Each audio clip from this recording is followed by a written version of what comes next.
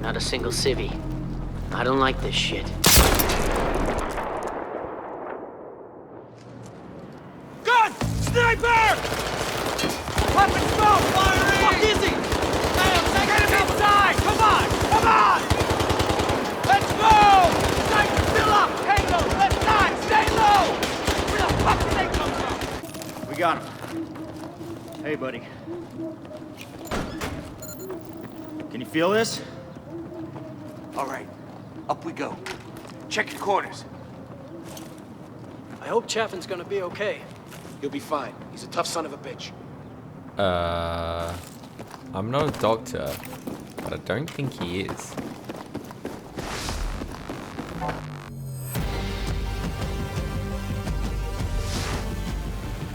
So in this video, I'm going to take a look at one of the greatest FPS shooters of all time, Battlefield 3. This game came out all the way back in late 2011, and I can remember all the hype for this game like it was yesterday.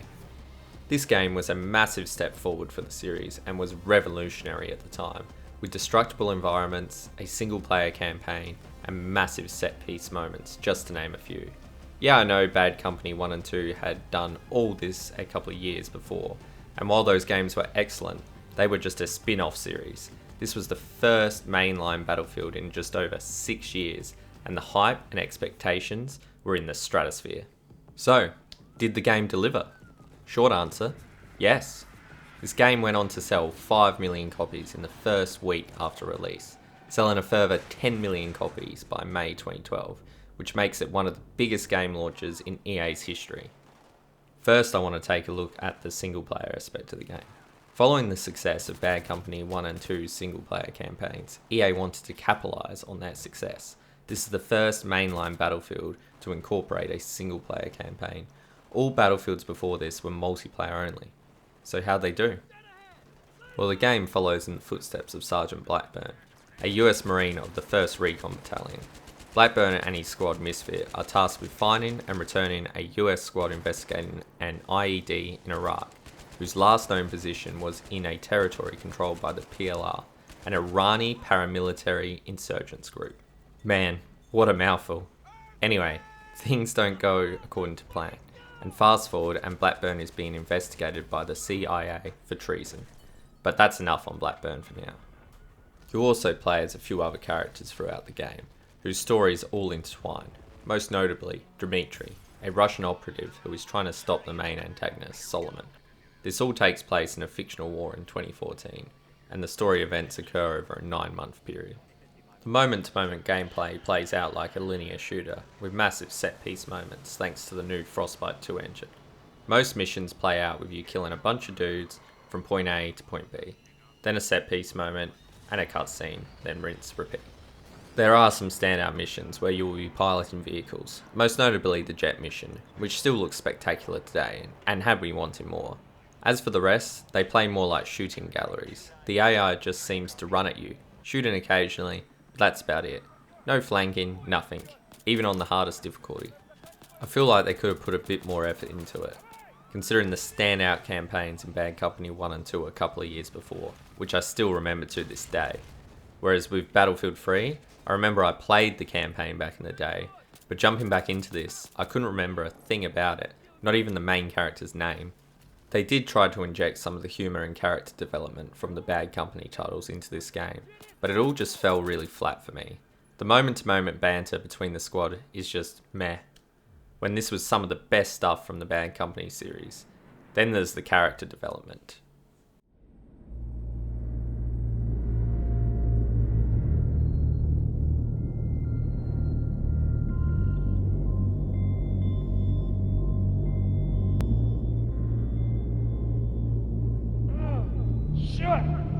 Давай! Давай, не запомни! Нет! Оставь меня! Не конец, я...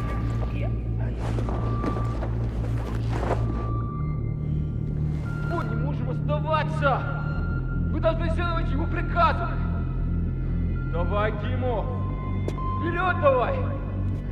Нам нужно идти! Goodbye, character I don't care about. You won't be missed. I think this is supposed to be a really sad moment, like you lost your brother, or a puppy. But I just feel nothing. Am I a psychopath? They just don't spend any time with these characters, or their backstories to get me emotionally invested in them. Even Blackburn's squad, who you spend most of the game with, are just NPCs who get in the way of my bullets. There are also a bunch of QuickTime events throughout the game, which were really popular to have in a game of this era. I think they are there to try to immerse you more in the experience. Got him!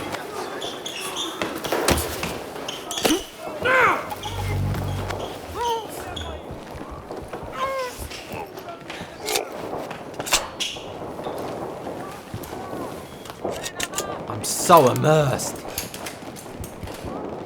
Clear.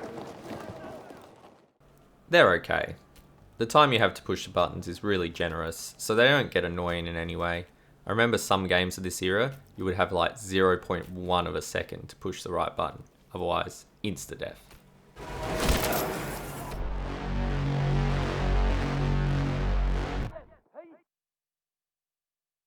Now, to the presentation. This game is gorgeous, even by today's standards. Running on the brand new version of the Frostbite engine. Frostbite 2 upped the visual quality massively. And I remember even back in the day, this game ran smooth as butter, even on the lower end of hardware. Today you can expect to max out your screen's refresh rate easily. Even with settings maxed out, I never saw a dip in performance. This was also the first mainline Battlefield with destructible environments, and the destruction model is impressive, even by today's standards. This wasn't utilised too much in the single player experience for obvious reasons, but in the multiplayer, this opened up a world of possibilities. No longer were those pesky snipers safe in their buildings. It also felt like they had dialed back the destruction from the Bad Company titles. Things felt more dynamic in those titles, whereas in Battlefield 3, it just felt like only certain things were destructible, which was a little disappointing, but sacrifices probably had to be made to support the higher player count. Battlefield 3 literally doubles the player count to 64 from just 32 in the Bad Company titles. The sound design is amazing too. From the ambient noise to the sound of gunfire in the distance, they really nailed it on this one. The sound of a jet flying over still impresses me, even to this day.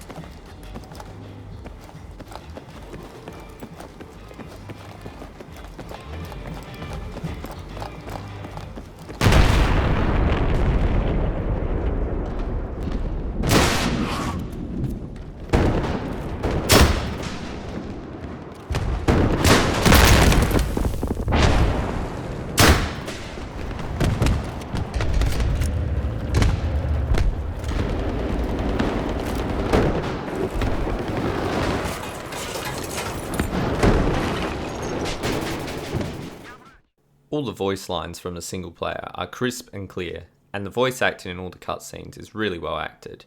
The mocap is surprisingly well acted too. A lot of the games from this era would still look a little weird and janky in the cutscenes, but not Battlefield 3. They really hit it out the park on this one. Well, let's get into the story. If you don't want spoilers, skip to here. Alright, I think they're gone. So, as I said before, Sergeant Blackburn is being interrogated by the CIA for treason. But how did he get here? Well, after an airstrike raid on an airport, Misfit is sent to Tehran to perform battle damage assessment and apprehend the leader of the PLR, al-Bashir.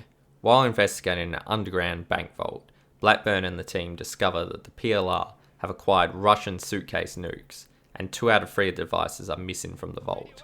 Misfit is quickly overrun and requests support from a tank column. Holy shit. You know what that is? Russian. Portable nukes. There's only one there. Wait, there's room for 2 more. Where the hell are the other 2? Hey, you need to see this! Only one tank makes it to provide support, which is piloted by Sergeant Miller, but their tank is disabled in front of the bank, and they fight to hold back the enemy till Blackburn and his squad can extract. Oh, and for some reason, they can't all fit in the chopper, so they leave Sergeant Miller behind. The tank squad is then captured and taken to Solomon and al-Bashir, who quickly executes them live to the internet. Shame. You come to our country to murder us, yet we are the terrorists when we try to protect our nation and our people. This is the price you pay. Not gonna make it home for dinner, Billy. Later, Misfit manages to capture al-Bashir, but he is fatally wounded in the process. Before dying, al-Bashir, realizing he'd been betrayed by Solomon, reveals that Solomon plans to detonate the nukes he has stolen in Paris and New York. Suleiman, it must have been him. Misfit then get a lead on an arms dealer, Amir Kafarov, who was working with Solomon and al-Bashir. They attempt to capture him from his villa, however, they are engaged by a Russian paratrooper battalion, who are also after him. After fighting their way through the waves of Russians, they are spotted and engaged by a Russian fighter jet. Blackburn manages to get to an AA launcher and take out the aircraft, but it's too late. Blackburn's squad mates, Campo and Makarov, are killed in the enemy strafing run. So sad.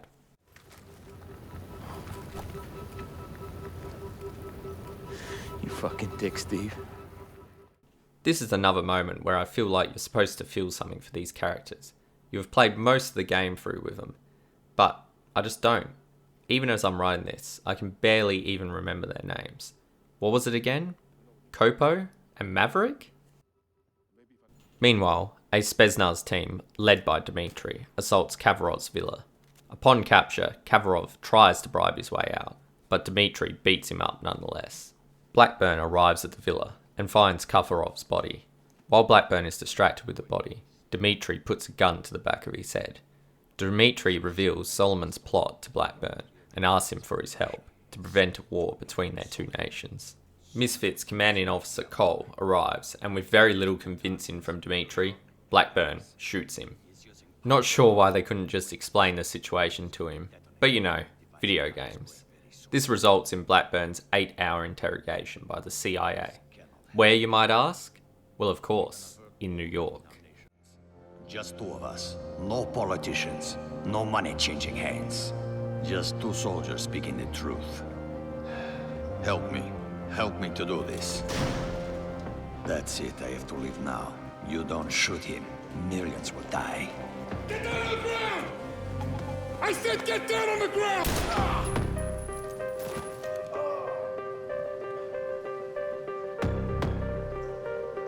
Remember, do whatever you have to do to stop Solomon's plan.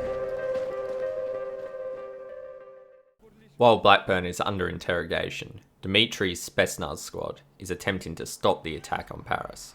But Vladimir, one of Dmitri's squad mates, is impaled and dies, and they fail to stop the attack. The nuke explodes, killing 80,000 people. Meanwhile, the CIA agents do not believe Blackburn's story. Plot twist: Solomon is a CIA operative, and Blackburn has no proof of his involvement in the attacks.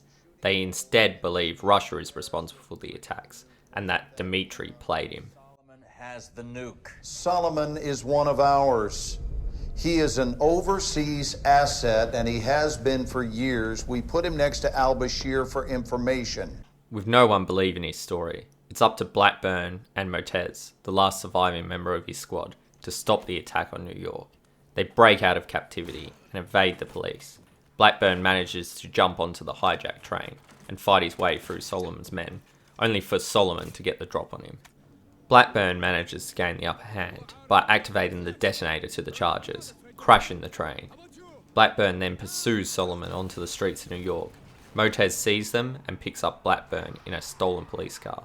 After a short car chase, both cars end up crashing in Times Square. While a crowd gathers, Solomon shoots Motez, but Blackburn manages to cuff himself to him before he can escape again. Solomon, knowing he can't get away, tries to activate the nuke, but Blackburn manages to get the upper hand and beats Solomon to death with a brick. And that's it. That's the end. So the story, while lacking in many areas, definitely isn't the worst I've seen in an FPS. It's a fun little side diversion that took me about 5 hours to complete, which I think is the perfect time for this sort of game. Now on to the best part about a Battlefield game, the multiplayer. It's dead. Unfortunately for us here in Australia, the multiplayer is completely dead. There are no active servers at the time of making this video. Guess I'll always have my memories. There are still active servers in the US and Europe though, so good for you guys.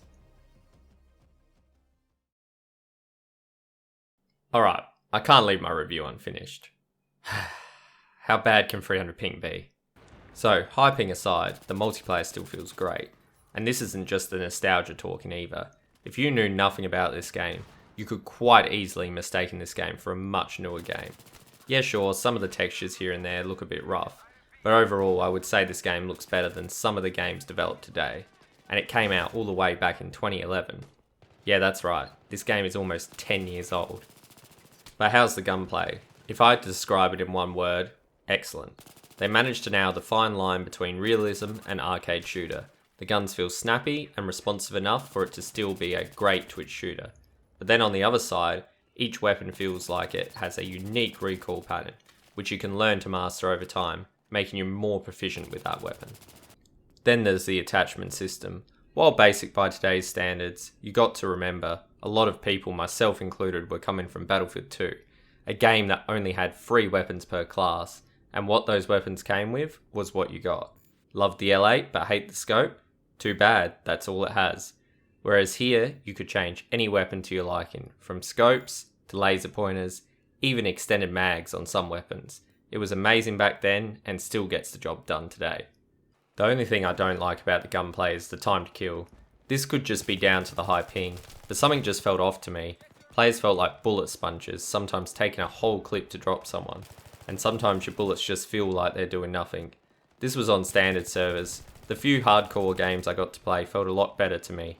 This could just be what I'm used to, as hardcore is what I used to play back in the day. Oh, and can we talk about the headshot system for a sec? I've never noticed this before, but I'm pretty sure it's random. Sometimes you will be shooting a guy's legs, then bam, headshot. Then other times you'll be shooting at his head, and no headshot. I don't know, something just feels weird to me. I ended up just going for body shots because that was the most reliable way to kill someone.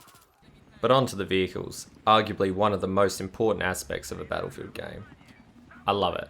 I mean, I really love it. I thought my favourite vehicle play was in Battlefield 4, but since replaying this game, I've changed my mind. Choppers feel like they have real weight to them, especially when you're coming out of a steep dive. I died more than once from trying to pull out of a manoeuvre too late, and the sounds from shooting a heap of rockets to one flying over your head, they're great. Then there's the tanks and APCs. They lumber around the map. These aren't just vehicles that make you invincible to run around and do as you please. You really have to put some thought into your placement. Do I go down this small alleyway to try to get a better shot on the enemies, but risk getting caught out by a player with C4? Or do I play it safe, sit back, and try to take pot shots from a distance to support my team? You can really get caught out in vehicles in this game. It only takes one well-placed shot to disable your vehicle, which slows you down to a crawl, making you a sitting duck for other players. I also like how thermals aren't the go-to in tanks in this game. They are there, but they are way less overpowered. Most players don't even run them, instead choosing to run smoke, which I like. You actually have to look around for people. You can also customize your loadout on vehicles this time around, which is a welcome feature. Now, some things I don't like. The suppression system.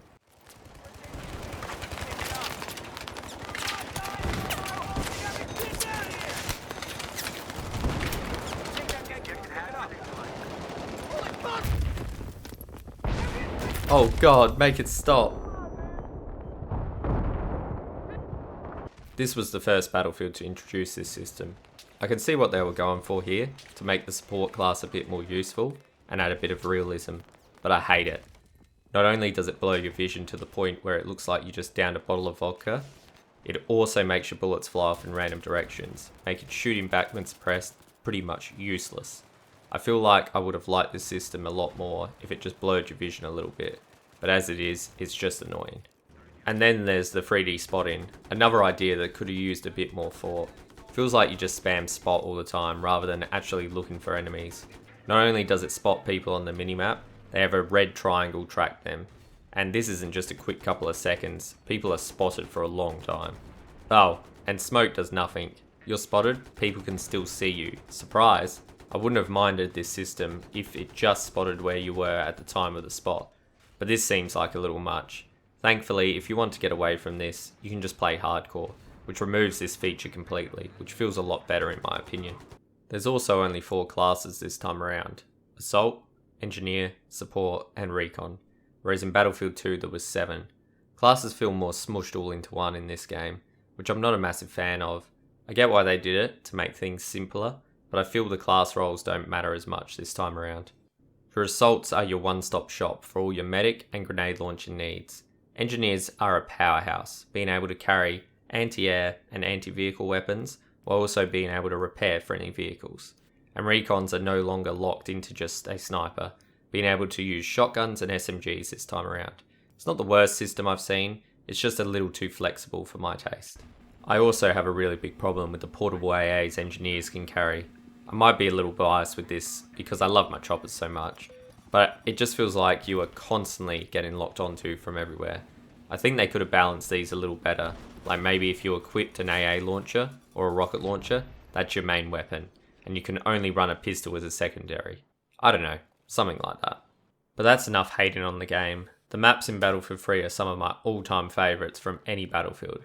Not only did we get great launch maps like Caspian Border, Operation Metro, and Grand Bazaar, the DLC maps are some of the best maps in the series, my favourite being the Back to Karkan DLC, which added maps from Battlefield 2, Sharky Peninsula and Strike at Karkan being my top 2 favourites of all time. Oh Karkan, how I miss you. They also added new game modes with some of the DLC, which I don't usually like, but there were some gems in there. With Aftermath, they added Scavenger, which was like normal Conquest, but you only start with a handgun and a hand grenade. You had to search the map for better weapons that would spawn with random attachments and 1 mag of ammo, almost like BR before BR was a thing. And then, the Close Quarters DLC. This was infantry only maps which allowed more destruction than ever thanks to the smaller map sizes. They also added Gunmaster, which I spent countless hours in. Every player starts with the same weapon, and every couple of kills they get a new weapon. The player to get through all the weapons first wins. Unfortunately, I couldn't find any Gunmaster servers still running, but at least I always have my memories. I also really like the ticket system. Unlike newer titles in this game, you start with a set amount of tickets, and the tickets count down depending on how many flags you hold. You can also stop your ticket bleed completely if you hold all the flags, which I love.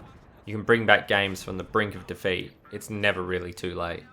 For example, this game you're watching, we are smashing the enemy team. We hold all the flags and we are currently camped in their main base. In newer titles, this would basically be game over for the enemy team, but not in Battlefield 3. They managed to break out and capture a couple of our flags. My team got complacent and didn't really bother to counter them. Instead, they just kept camping their main. After a while, the enemy team manages to capture all the flags on the map. My team tried to get them back, but it was too late. Now we're the ones locked into our spawn.